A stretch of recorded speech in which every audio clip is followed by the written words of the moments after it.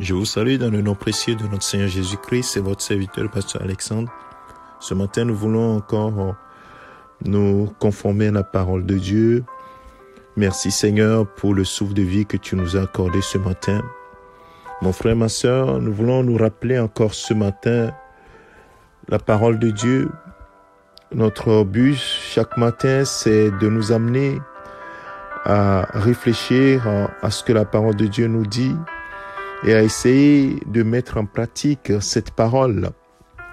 Et ce matin, nous allons nous rappeler cette parole que l'apôtre Paul a écrit à l'église de Rome, Romains chapitre 12. Le verset 2 nous dit « Ne vous conformez pas au monde actuel ». Dans la version Semeur dit « Ne vous laissez pas modeler par le monde actuel, mais soyez transformés par le renouvellement de l'intelligence afin de discerner quelle est la volonté de Dieu, ce qui est bon, agréable et parfait. » Bien-aimé, est-ce que tu te poses cette question à chaque instant? Seigneur, que veux-tu que je fasse? Qu'est-ce qui te plairait? Le choix que j'ai fait, est-ce que c'est le bon? C'est ce qui était agréable? Est-ce que nous nous posons la question? Si je prends telle ou telle décision, est-ce que ça te plairait? Et laisser le Saint-Esprit nous parler, puisque nous disons que nous avons le Saint-Esprit en nous, nous qui avons reçu Jésus-Christ comme Seigneur et Sauveur. Et le Saint-Esprit est là pour nous révéler la pensée de Dieu, pour nous dire comment nous devons marcher dans toute la vérité. Mais comment pouvoir arriver à discerner quelle est la volonté de Dieu, ce qui est bon, agréable et parfait? C'est déjà, mon frère, ma sœur, commencer par s'abandonner. Commencer par mourir à soi-même.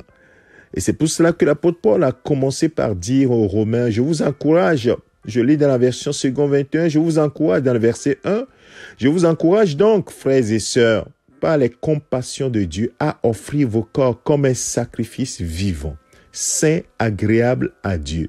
Ce sera de votre part un culte raisonnable. Comprendre que notre vie ne nous appartient plus. Notre vie appartient au Seigneur. Et que Seigneur, ce matin, tu m'as réveillé.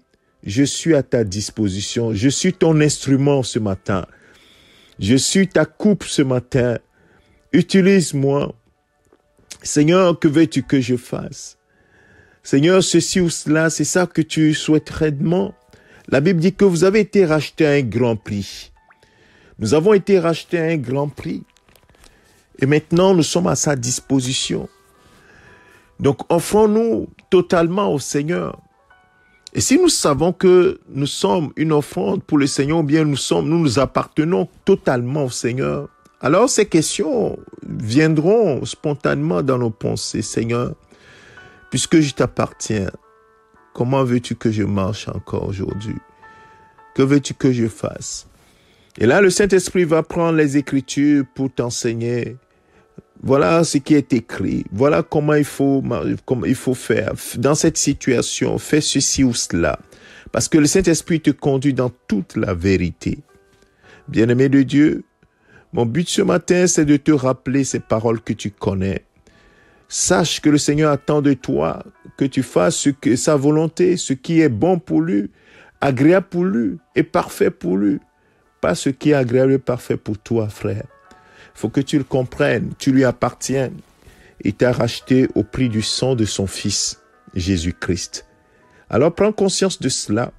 Sache que c'est comme ça que Jésus lui-même a marché pour nous donner un modèle. Il dit, ma nourriture, c'est de faire la volonté de celui qui m'a envoyé. Il dit, celui qui m'a envoyé ne m'a pas abandonné ou bien ne m'abandonne pas parce que je fais toujours ce qui lui est agréable. Bien-aimés, voilà les paroles qui sont sorties de la bouche de Jésus. Alors, toi et moi, qu'est-ce que nous devons faire? Alors, ce matin, médite cette parole. Prends conscience de cette parole. Ne laisse pas le monde te dicter ce que tu dois faire. Ne te laisse pas modeler par le monde. Le monde ne se soumet pas à Dieu. Mais toi, tu dois te soumettre à Dieu, au Saint-Esprit, pour connaître la volonté du Seigneur, ce que tu dois faire. Alors que le Seigneur, par son Esprit Saint, nous aide à écouter sa douce voix.